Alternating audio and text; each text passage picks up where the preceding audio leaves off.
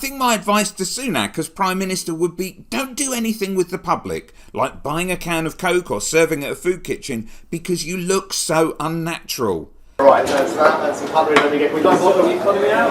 Well, that is exactly what I'm trying to do. Exactly what I'm trying to do. There's the business. What do you have? Do you work in a business? Don't do interviews because it's too cringy to watch. You don't drink. You just hate the taste of alcohol, right? Yes. You've never smoked. No. Never taken drugs. Mm-mm. You're stinking rich. Right? Well, it's a matter of degree. I think most people would consider that I'm financially fortunate, yes. And now don't do business events like this one where he appeared at Business Connect and had to listen to Burberry CEO Gerry Murphy detail how Sunak's decision to remove VAT refunds when he was Chancellor has had a negative impact on British business and tourism. Plus, Gerry also talks about the ramifications of Brexit, which obviously Sunak also backed. We're about to have a squabble over the microphone. Gerry Murphy, Prime Minister, I'm Chairman of Burberry. And firstly, I want to thank you for hosting this. It's great to see a Conservative government, obviously more business-friendly than some predecessor administrations. And it's good to be here, and thank you. Thank you for listening to us. Just to bring the conversation down to a more granular level, Burberry is a FTSE 100 company. We are, by an order of magnitude, the largest UK fashion brand, and we trade globally. About 90% of our business is export. It is somewhat perverse that on the day that we left the single market, a decision by, I think it was by you as Chancellor, to remove the VAT refunds for tourists made the UK the least attractive shopping destination in Europe. Now, that is the case today. Virtually every other major destination in Europe offers VAT refunds. Now, we can see in our business.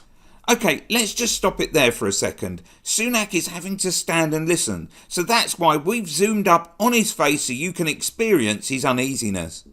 Because we trade in Paris, in Milan, in Munich, we can see the rate of recovery from COVID in those markets as well as the UK.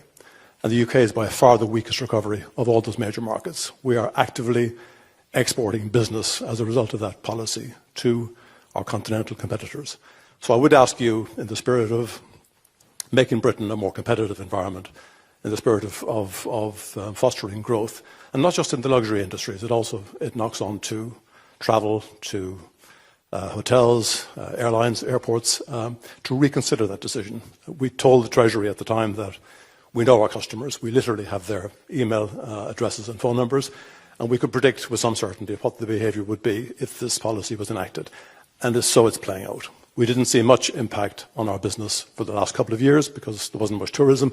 Now there is. It's coming back in spades. So I would ask you and the Chancellor to revisit this. It was a bad decision, made for the right reasons. I understand the fiscal imperatives, but we would urge you to look at this.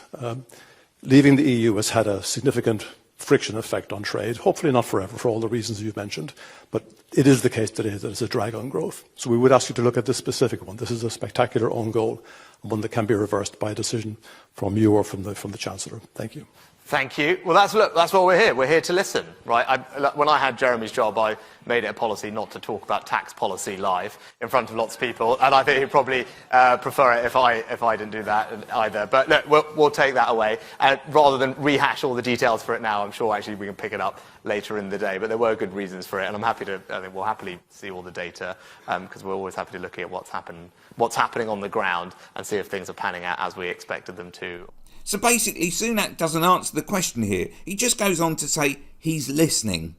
Oh, Sunak, I understand you're trying, but you've got nothing to sell.